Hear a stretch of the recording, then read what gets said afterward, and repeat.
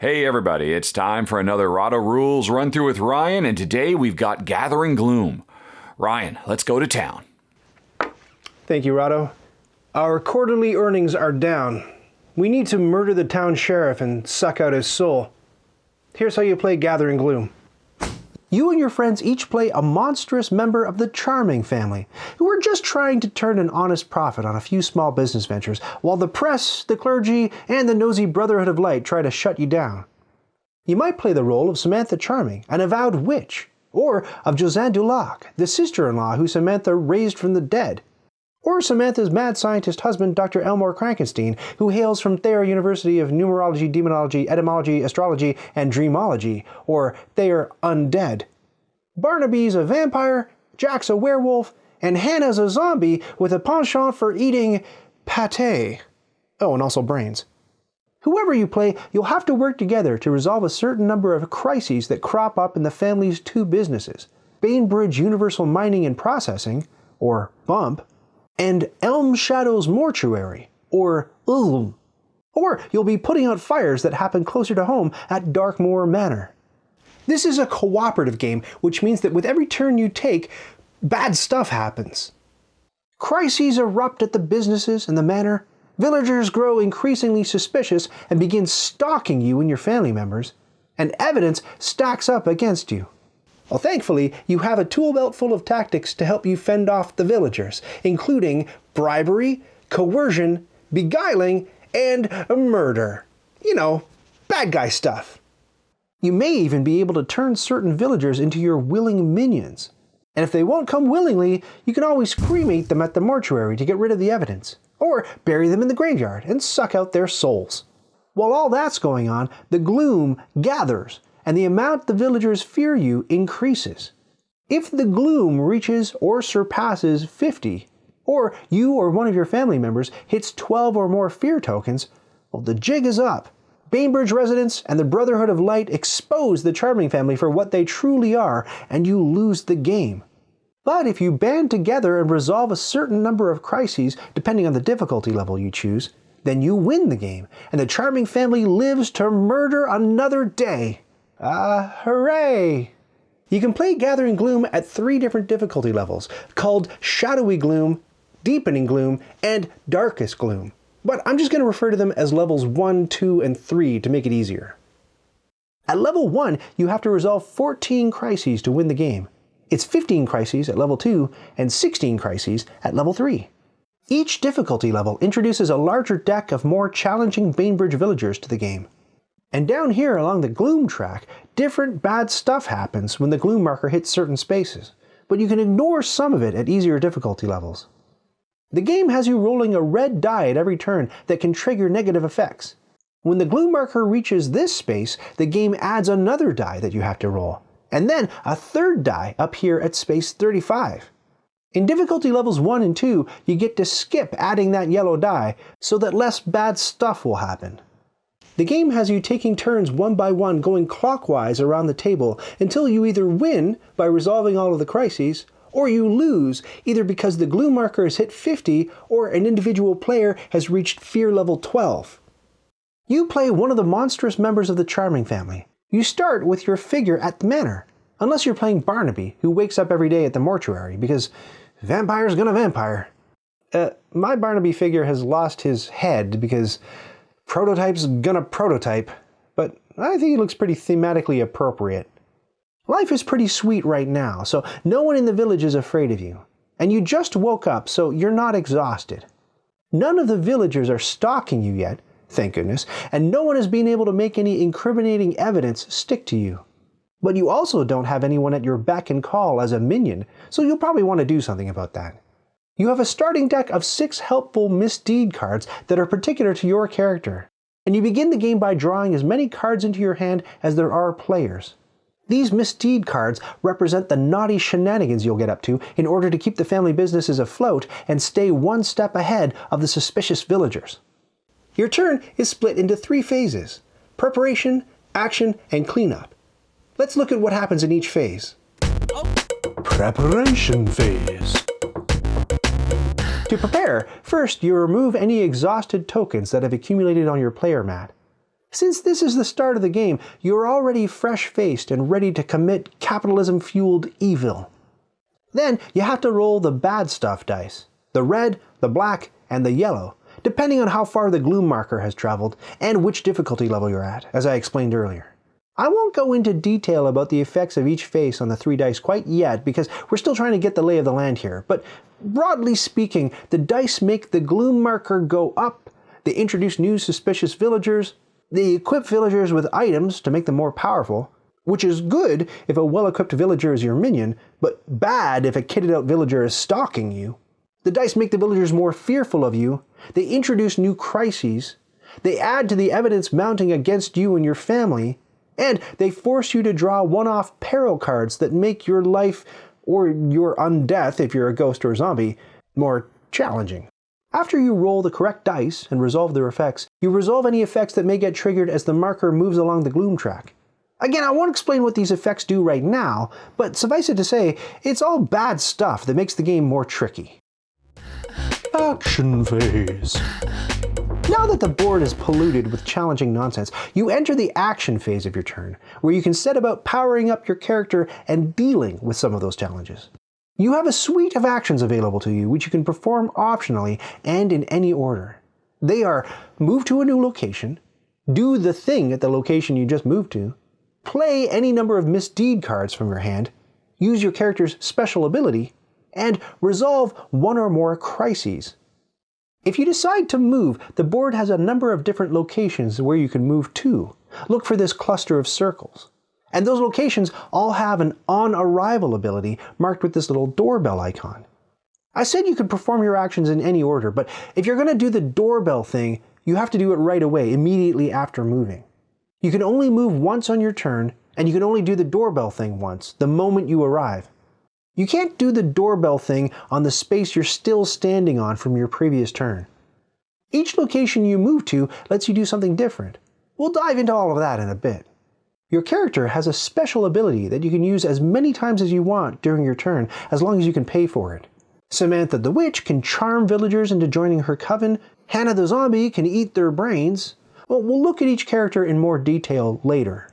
Every time you use your character's ability, you gain a fear token, because the villagers notice you're up to some spooky stuff, and they don't like it. Remember, gain 12 fear tokens on your player board, and all players lose the game. You can use the Misdeed cards in your hand in 2 different ways. You can discard them to spend the resource points in the top right corner, or you can fire off some sort of ability down here, which usually costs you resource points. We'll look at the actions made possible by the Misdeed cards in detail a little later. You can play as many Misdeed cards from your hand as you like and can afford. And finally, the main event is solving crises. The crisis cards pile up in these 3 family-owned locations at the top of the board. The mining operation, aka Bump, the manor, and the mortuary. To solve a crisis, your character has to be at the physical location where the crisis is happening. Each crisis requires a certain number and combination of 4 different attributes to solve it: strength, charm, acumen, and will. You have to spend these attributes in order to make the crisis go away. Your character will already have a certain number of native attributes. For example, Hannah the Zombie has 2 acumen and 1 strength right out of the box. But it usually takes more than that to handle a crisis. You may need to spend resource points from the top right corner of the Misdeed cards in your hand, or on the minions you've recruited, or the items they're carrying. You can also use the attributes from specially designated Charming Family staff members anywhere on the main board or on any player's board, as long as they're not dead. The game starts with 3 crises on the board, with more waiting in the wings that come out when you roll these dice. Remember that you're trying to take care of all these crisis cards in order to win the game.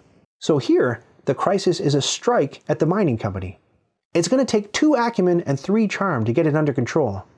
You can use these resource tokens to keep track of the requirements. If Josanne travels to Bump, she can solve the crisis by exhausting herself and contributing 2 of her charm to the situation. Her 1 will point gets squandered and can't be used for a different action later.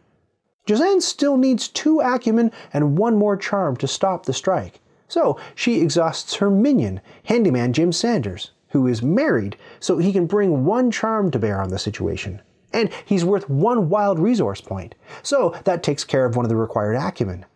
Now, that last acumen point can be had if Josanne discards a coerce card in her hand to cash in its resource. But she'd rather hang on to it for now. She notices that fellow family member Barnaby has a stalker in Janice Karloff, who's still a staff member under the employ of the Charming family and who isn't exhausted yet. After some team discussion, Josanne decides to exhaust Barnaby's staff stalker for the final point of acumen to solve the crisis. She removes the crisis from the board and puts it in a stack with the other crises the family has handled. Well, that's 1 more crisis towards winning the game. But with each crisis you resolve, you have to roll the black dread die because the game will have its pound of flesh. So you've got a lot of freedom here, but the one thing you can't do is split up attributes or resources from a single source. So if you use up your character's charm activating a Misdeed Cards action, you couldn't use your leftover acumen to pay for a different action. As soon as you apply your charm to one task, your character is exhausted and all of your character attributes are considered spent. It's the same deal if you use one of the attributes on an item one of your minions is holding. Doing that exhausts the item and the minion who's holding it. So it essentially means you can't make a change when you spend these resource points. All the points from a single source get used up when you put even a portion of them towards completing a task. We'll look more closely at the things you can actually do in the different locations in a bit, but for now, let's take a look at how the rest of your turn is structured. Cleanup phase. After the action phase of your turn, you'll move on to the cleanup phase, where you'll do a stalker check, a villager check, and then draw some cards before handing control over to the next player going clockwise. The stalker check looks at how many of the villagers who are stalking you are absolutely freaking out with fear. If you don't have any stalkers, you skip the stalker check. But if you do have 1 or more stalkers, well, these are villagers who are sticking to you like glue because they think you're up to something, then count up the fear those stalkers have accrued. If it's less than 4 fear, you're in the clear. Skip the stalker check. If one of your stalkers has maxed out at 4 fear, you do a stalker check on that stalker. And if both of your stalkers are completely wigging out with 4 fear apiece, you do a separate stalker check on each one. Here's how to perform a stalker check. Gathering Gloom uses these 4 wariness symbols: observation, word of mouth, intuition, and deduction, which represent the ways in which the Bainbridge villagers have started figuring you out. To do a stalker check, you tally up the wariness symbols you see on the stalker, any of the stalker's items, the location where your character is standing, and each incriminating evidence card you've racked up as bad stuff happened, usually through those dice rolls. You can track the wariness symbols on this stalkulator. If you see 1 of each of the 4 symbols, a full set, or 4 or more of a kind of any particular symbol, the stalker goes ham, and you have to draw a peril card and do what it says, which will be something bad. If you don't see 1 of each wariness symbol, but you do see 3 different symbols, or 3 of a kind of a single symbol, you draw a misdeed card from the common deck, which might have another wariness symbol on it. If it does, you add that symbol to the list and recheck to see if there's a set. Then you discard the misdeed card. If you didn't complete a set or hit 4 of a kind on that card draw, then that means you're still safe. You've survived this check. But if the card you drew tipped the scales to 4 unique wariness symbols or 4 of a kind, the stalker has a total cow and you have to draw and activate a peril card and do what it says. Once the stalker check is over, you do a similar check on each villager down Main Street. Starting at the left end of the street, 1 by 1, you do the same kind of check. Look at any wariness symbols on the villager and any of that person's items, along with the wariness symbols at your location and on your incriminating evidence cards. 4 unique symbols, or 4 or more of a kind, means the villager triggers. And 3 unique symbols, or 3 of a kind, means you have to draw and discard a misdeed card, which might tip the scales and trigger the villager. This time, if the villager triggers, that means he or she is so suspicious of you that you've gained a new stalker. You can have up to 2 stalkers, so if one of these spots is empty, move that triggered villager and any items they're carrying to your player mat. Everyone else who's on Main Street slides left to fill the gap. If you already have 2 stalkers, you gain 2 fear tokens instead, which brings you closer to losing the game. If you go down the row and trigger one of the villagers to start stalking you through a wariness check, you don't have to finish going through the rest of the villagers. One new stalker a day is plenty, thank you. Finally, after you complete all your stalker and villager checks, you draw 2 Misdeed cards to end your turn. Those cards can come from your personal deck or from the common deck on the board. And yes, you can look at the first card you draw before deciding which deck the next card you draw will come from. You might draw from the common deck if there's a certain symbol or card that you're chasing, and you might draw from your personal deck if you need to draw a card and you know for sure it's in there. At any point in the game where you get to draw a Misdeed card, you can shuffle your discards into your personal draw deck. So that's how your turn goes: preparation, action, and cleanup. And you know what? I think we have enough of a high level now to start drilling down to the gory details. So let's start by taking a look at the bad stuff that can happen when you roll those dice on the preparation stage of your turn. Dice and Gloom track effects. Here are those dice again: the Gloom die, the Dread die, and the Doom die, which you'll roll off the top of your turn depending on where the Gloom marker is and which difficulty level you're playing at. When you roll a face with 1 or 2 gloomy storm cloud icons, you move the Gloom marker up that many spaces along the track. The red Gloom die has 2 icons each, depicting the villager symbol, the item symbol, and the evidence symbol. When you roll the villager symbol, if there's at least 1 empty space on Main Street, you have to fill it with a new villager in the leftmost empty slot. Usually the card will come from the common villager deck, but if your character is in the manor or the mortuary, you can add a new villager from the associated manor or mortuary deck. The villagers in those decks are staff members who are employed by your family, and they can help you accomplish tasks no matter where they are in relation to your character. They could be in the village while you're up here at a family location, or they could be stalking or serving another player who's nowhere near you. You can exhaust staff members to use their resource points as if they were yourself or one of your own minions. You just can't call on their help if they're dead. If there aren't any open spots on Main Street, you treat the Gloom die as if you rolled an evidence face.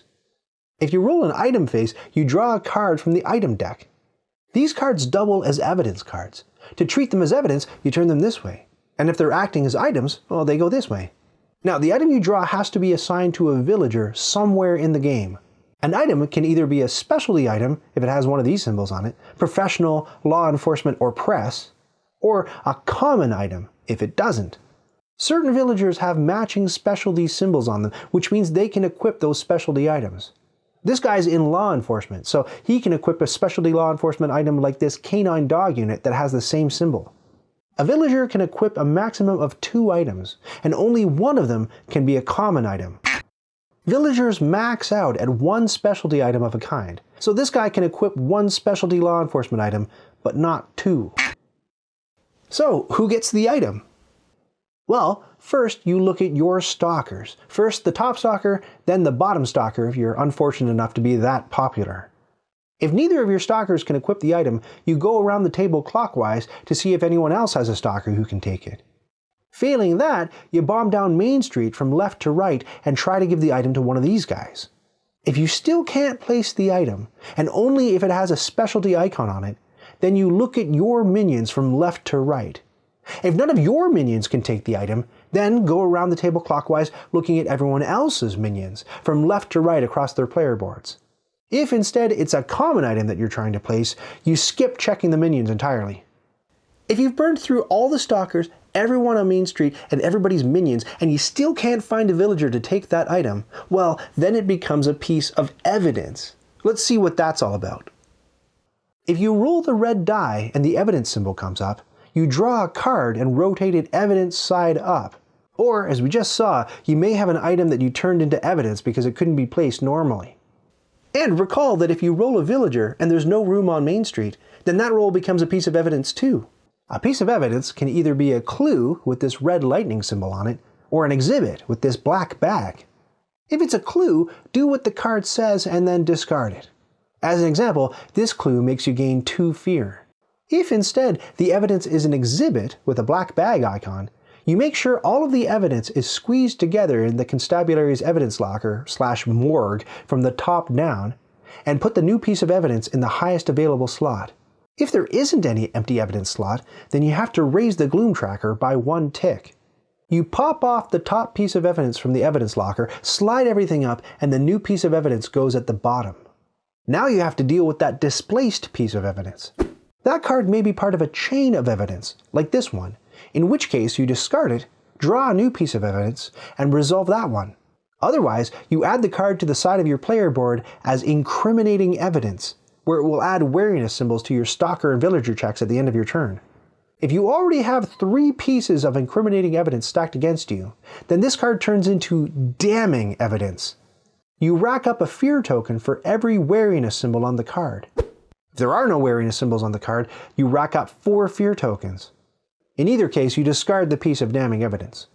If the new piece of evidence crowds out a dead body from the morgue, every player accrues 1 fear. If the body has been ravaged, and we'll see how that can happen shortly, all players take 2 points of fear because something unnatural has happened to that corpse and people don't like it. Then you move the body to the family-owned mortuary. The mortuary isn't a big place and it can only hold 1 body. So if you have to move a body from the morgue to the mortuary and there's already a stiff on the slab, you displace that body to the cemetery. Everyone takes a fear if that happens, and if the villagers catch you moving a ravaged body from the mortuary to the cemetery, the whole family takes 2 fear apiece.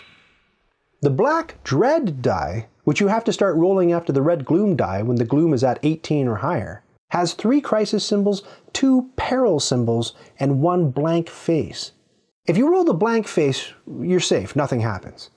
If you roll a crisis symbol, draw a new crisis card from the deck and put it in the leftmost empty space in Bump, the Manor, or the Mortuary, wherever the card specifies. Bump can handle 3 active crises. The Manor can juggle 2, and the Mortuary can only stomach 1. If there are no empty spaces left in the prescribed location, then you sink that crisis card to the bottom of the deck, and you grab the top card from this pile to escalate one of the existing crises. Flip the card to its symbol side and place it in the lowest numbered escalation space beneath a crisis card that's already on the board. By escalating a crisis, you're making it more difficult to handle because now it requires you to spend more resource points to take care of it. If all of the escalation spaces beneath all of the crisis cards are already full, you don't escalate anything. You're also probably going to lose this game. If you roll a peril symbol on the dread die, you draw a peril card and crank up the gloom tracker according to how many gloom symbols are on the card. Then do whatever the peril card tells you to do, and you're probably not going to like it. Finally, the yellow doom die has a grab bag of bad faces on it. One of them is mercifully blank, but this one raises the gloom tracker. This one gives you 2 fear tokens. This one gives everybody a fear token. This one makes you draw a peril card. And this one works exactly like rolling an evidence symbol on the gloom die, except when you draw an evidence card, you completely skip the possibility of it ending up in the constabulary evidence locker and move ahead with trying to pin it to one of your incriminating evidence slots, like before. If it's a chain of evidence card, you gain a gloom point, discard that card, and draw another one.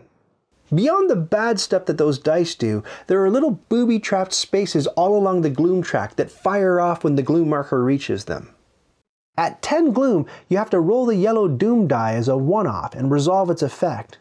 At 18, everyone has to roll both the red and black dice during the preparation phase of their turn for the rest of the game. Up here, if you're playing on difficulty level 2 or 3, the meddlesome villagers hold a town council meeting. In turn order, everyone has to draw an evidence card. If it's a clue with the red lightning symbol, do what it says on the card. If it's a chain of evidence card, gloom goes up by 1 and you discard that evidence card and draw another one. If it's an exhibit with the black bag icon, you do a villager check like you would at the end of your turn, except you add any wariness symbols on the card to the symbols you're checking on the Main Street villager cards, those villagers' items, and the location you're in. Which means somebody may be getting a new stalker. Once you're done, get rid of the card. And if the gloom marker reaches this point while you're playing on level 2 or 3 difficulty, a lynch mob forms. Torches, pitchforks, the whole 9 yards. Everyone has to perform a special high-stakes stalker check in turn order. First, you gain as many fear tokens as you have stalkers. No stalkers? Then gain a stalker from the leftmost spot on Main Street. Main Street's empty? Well, draw a new villager as your stalker. Your stalker can come from one of these staff piles if you're parked at the manor or mortuary, respectively. Next, you draw an evidence card. Like before, resolve it if it's a clue, gain Gloom and then discard and redraw if it's a chain of evidence card, and if it's an exhibit, do an additional stalker check. If any of your stalkers get triggered, follow the rules for triggering a stalker that we've already covered. You might have to draw 1 or even 2 peril cards. Every player in turn order has to complete all of those steps during the lynch mob gathering. Well, that's pretty heavy, Doc. But that's why the Misdeed cards that you hold and the locations you visit let you do cool stuff so you can mitigate all that badness, solve those crises, and keep your family intact. Let's take a look at what those Misdeed cards can do for you. Misdeed cards. The Misdeed cards are how you get stuff done in the game. They're dual use. At the top right is 1 or more of the 4 different attributes: strength, charm, acumen, and will. And the card itself has some sort of ability on it.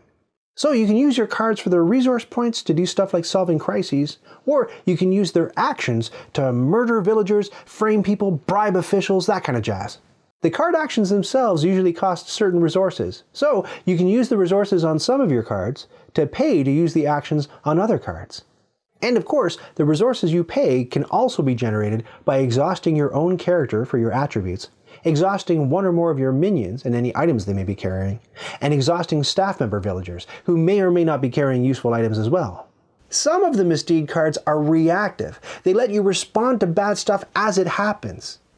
So, spend 1 of any resource to use a Jinx card to set a freshly rolled die to any face. And you can use this card even when someone else rolled the die. You can discard a Thwart card to negate the effects of a peril card that anyone has to draw. Frame lets you get rid of a piece of evidence that's about to incriminate you or another player. You can also use it to nullify the effects of an evidence card with one of those red clue icons on it. When you play Bribe, you can put as many tokens on it as the amount of acumen points you spend, and then it acts like an ongoing frame card.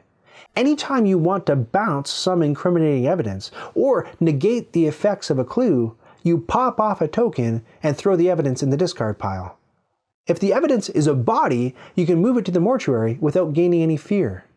The character icon on the Bribe card reminds everyone which player controls it. Strain cards let you use your character's attributes again after you're exhausted. Surge allows you to move to another location, breaking the move once rule. If you can muster enough will, you can terrify a Main Street villager right out of town to the discard pile. Coerce costs 1 strength point and lets you gin up 2 resource points of your choosing out of thin air to spend on an action. And the Beguile card lets you spend a charm and enough green will points to match or exceed a villager's green moxie score, which equipped items can increase, in order to turn that villager into your minion. But you gain an increasing amount of fear with each new minion you take, and newly minted minions always start off exhausted. You can even murder a meddlesome villager with strength points that match or exceed that person's toughness score, as indicated by the nails icon. The villager you murder can be on Main Street, if you're standing in any of the village locations, or you can murder one of your stalkers, or even a fellow player's stalker if you're both in the same location. Murdered villagers lose any items they were carrying because you can't take it with you, and their bodies go to the morgue following the same rules as before.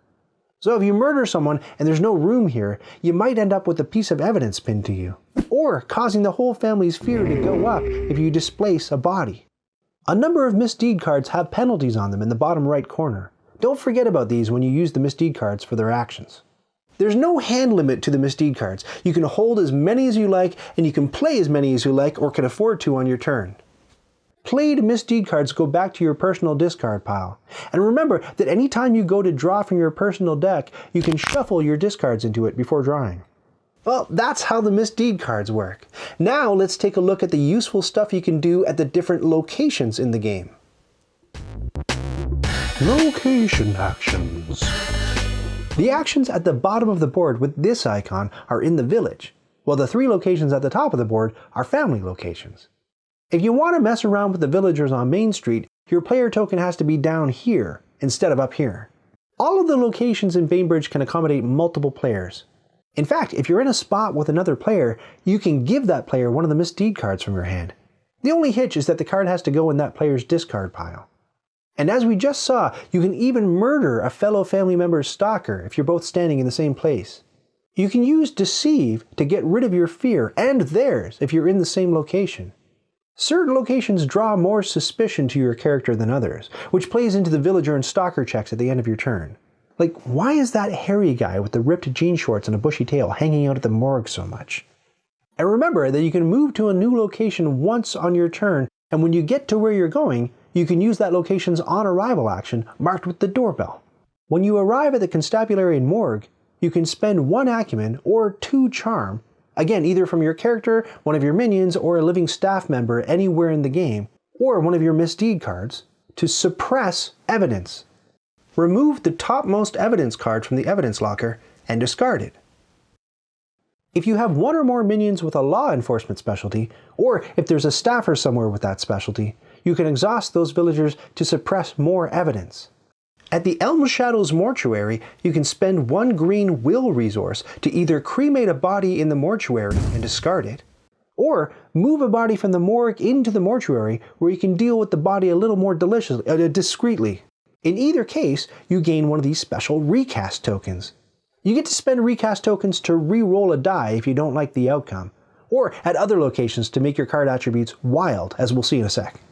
Over at the cemetery, your on-arrival action lets you spend 2 strength to move a body from the morgue or the mortuary into the cemetery. Whether or not you move a body, you also get to suck the soul out of a body buried in the cemetery. You put a ravage token on the corpse to indicate it's been misused, and then you get to take one of the soul tokens from the cemetery. You can cash soul tokens in for their resource points the next time you try to get some work done. You can only suck out a soul once per turn, and you can't suck a soul from an already ravaged body because it's got no soul left to suck. The soul tokens are limited, so if you want to suck a charming soul out of a dead villager, but someone else has claimed that token from a prior soul-sucking session, well, you have to wait until that player spends the token and it gets returned to the cemetery. The only other limited resources in the game are the recast tokens. When you arrive home at Darkmoor Manor from someplace else, you can draw a Misdeed card from the common deck and use it to replace a card in your hand, or discard it to either your discard pile or the common discard pile. The on-arrival action at Bump lets you draw and place a crisis card, following the usual rules. You might want to do this if your family's been really good at handling crises and you've run out of fires to put out. At Dash's Diner, you can exhaust your character, any number of your minions, or any number of staff members to collect a recast token for each person you exhaust. When you arrive at Acme Engineering, you can spend a recast token to move to a new location, and then use one of your Misdeed cards at that new location as though the resource icon on it is wild. If one of your minions is a professional, you can use 2 of your Misdeed cards as if their resources were wild. At the Mystical Bazaar, spend 2 resource points to fish through your personal deck and add any card of your choice to your hand. Then you have to reshuffle your deck. You're allowed to shuffle your discards into your deck before you draw the card. The arrival action at Thayer Undead University has you spending 1 attribute or resource point to draw 3 Misdeed cards, either from the common deck or from your own personal deck. Add the card you want to your hand and discard the cards you don't want to the discard pile for the deck they came from. If you have a minion who's a member of the press, you get to choose from 4 drawn cards instead of 3. When you reach Price's Carnival, you can spend resource points to get rid of fear tokens. Since there are 4 different attributes, will, charm, strength, and acumen, you can potentially get rid of up to 4 fear tokens. So if you were playing Dr. Frankenstein, you could exhaust him to cover off acumen, charm, and will to get rid of 3 fear tokens. And then exhaust Gravedigger Sammy Green, who's a charming family staff member, for his strength to get rid of a 4th fear token. But if you were playing Jackson the Werewolf, you couldn't exhaust him for his charm and 2 strength to get rid of 3 fear tokens. You can get rid of 1 fear token for the charm and 1 for one of these strength points. And the 2nd strength point is wasted because you already got rid of a fear token with strength. Gathering Gloom comes with a stack of double-sided bonus building tiles with different difficulty ratings that you can use to spice up future games. These locations let you do even more things, like de-escalating crises by visiting Hook and Crook Accounting, spending recast tokens to steal items from villagers at rob and steal law offices, and rolling the Gloom die to go fishing for certain cards at Itchy's flea market. Character abilities. Each character has a special ability that you can use theoretically as often as you want on your turn, but really you're going to be limited by the cost of the ability and any misdeed cards it requires. And anytime you use your character's special ability, you're going to gain a fear token. Most of these special abilities help you gain minions to your player board, but there are a couple of unique cases. Here, check it out. Samantha the Witch can use a Beguile card to convince a female villager to join her coven, turning that villager into her minion. Beguiling someone usually costs 1 charm and enough will points to match or exceed that person's green moxie rating. But Samantha only has to spend 1 charm point to use the card's action.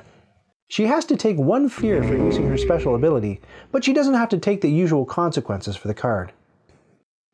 If Dr. Krankenstein is at the morgue, the mortuary, or the cemetery where there's a dead body, he can spend 1 will point on a Beguile card to reanimate a corpse to turn it into his minion, as long as it hasn't been ravaged.